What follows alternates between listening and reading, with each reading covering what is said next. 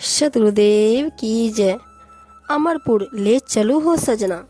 कबीर साहिब जी साखी में कहते हैं, अमरपुरी की सांकड़ी गलियां अरबड़ है चलना, ठोकर लगी गुरु ज्ञान शब्द की, उधर गए झपना। वही अमरपुर लागी बजरिया सौदा है करना, वही अमरपुर संत बसत है दर्शन है लहना। संत समाज सभा सहाँ बैठी वही पुरुष अपना, कहत कबीर सुनो भाई साधु भवसागर है तरना। कबीर साहब जी कहते हैं, मुझे अविनाशी अमर लोक ले चलो। यह शरीर एवं संसार तो नश्वर असार है, संसार की चमक दमक एवं चहल पहल मिथ्या है। यहाँ की स्थिति बड़ी दुखदायी है, इसलिए उस सुखदायी अमरपुर या आत्मलोक में ले चलो जो निज अस्थायी निवास है।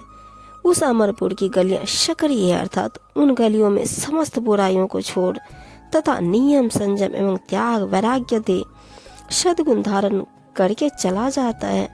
उनमें होकर चलना अत्यंत कठिन है, परंतु सद्गुरु के ज्ञान शब्दकोश की ठोकर लगने से मोह ज्ञान से बंद मेरी आंखों के आवरण खुल गए हैं, राग द्वेष नष्ट हो गए हैं, जिससे मेरा चलना सहज हो गया है।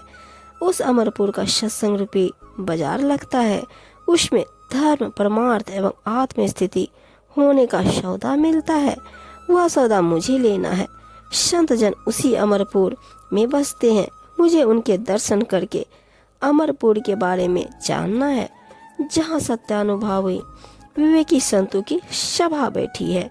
वही अपना अविनाशी पुरुष है, अर्थात वही उसका ज्ञान होना संभव है, जिससे उसका साक्षात्कार होता है। सतगुरु कबीर साहब जी कहते हैं कि उस सतपुरुष के चिंतन मनन एवं ध्यान भजन से भवसागर को तरना है।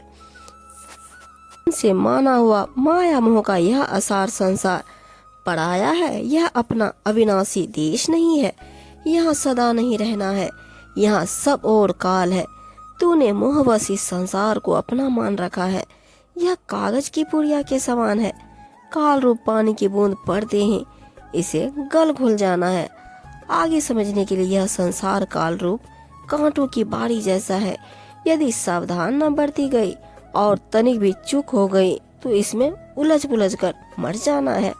इतना ही नहीं, इस संसार जंगल के झाड़ झांकर की भांति है, काल रूप आग लगते ही इसे जल जाना है।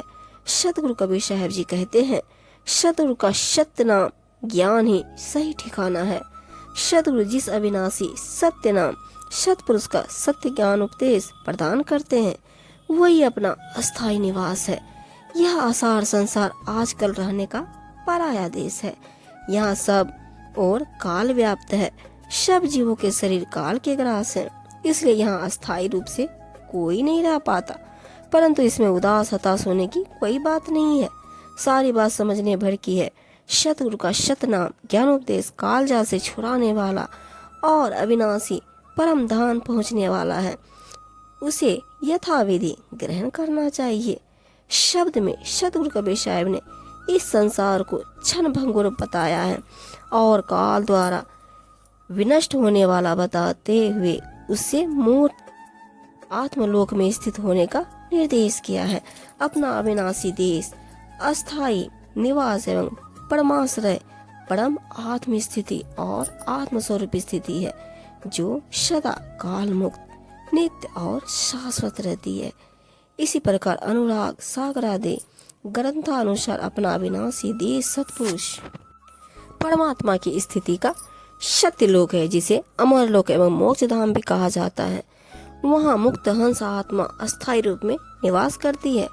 सतगुरु के शरणागत होने वाले जो महाभाग हंस जन उनके सतनाम ज्ञान का जीवन पर्यंत भली भांति आचरण करता है, उनको हंस आत्मा काल को लांग कर शतलोक में वास करती है, फिर उसका इस संसार में आवागमन नहीं होता।